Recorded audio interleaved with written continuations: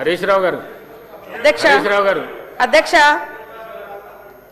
అధ్యక్ష వారు ఏదో కళ్యాణ లక్ష్మి రాలేదన్నది నేను ఖచ్చితంగా తెప్పిస్తా. లగ్గమాయే పిల్లలాయే, మరి ఇంతవరకు కళ్యాణ లక్ష్మి రాకపోయాని ఇది వాళ్ళది అధ్యక్ష, వాళ్ళది. ఇవాళ మనం అన్నిటికీ క్లియర్గా చెప్పినా కూడా కావాలని సత్యాలకు దూరంగా అసత్యాలు చెప్పడం వాళ్ళ నైజం. వాళ్ళు ఒక సిద్ధాంతాన్ని అలవర్చుకున్నట్టుగా నాకు అర్థమవుతుంది సార్. తప్పును పదే 10 సార్లు చెప్తే పబ్లిక్ మెదడులో ఆ తప్పుడు వెళ్ళిపోతుంది ఏదో ఒక సందర్భంలో.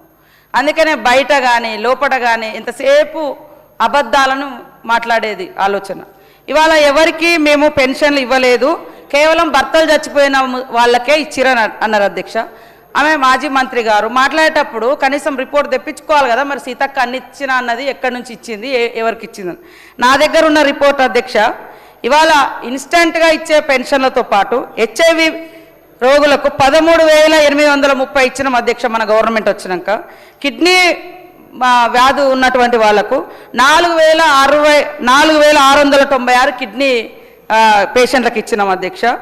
అదేవిధంగా ఇంకా ప్రజావాణి ద్వారా వచ్చినటువంటి వాళ్ళకు కూడా 670 ఇవ్వడం జరిగింది అధ్యక్ష.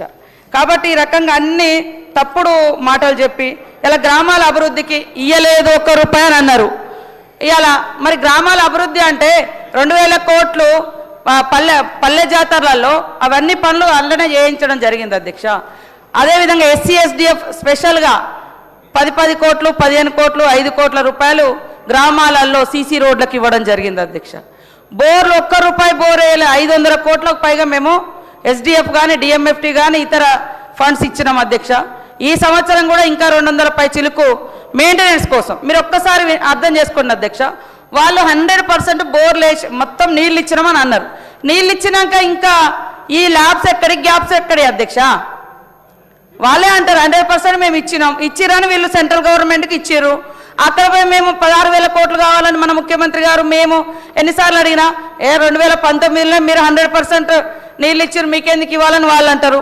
అయినా కూడా మేము ప్రతి సంవత్సరం 200 కోట్లు 500 కోట్లు ఇట్లా ఖర్చు పెడుతూనే ఉన్నాం అధ్యక్ష. ఎంత అసత్యాలు మాట్లాడిందంటే వారు ఒక్క బోరు కూడా వేయలేదంటే ఆ మాట మీదనే మీరు కట్టుబడి ఉండండి.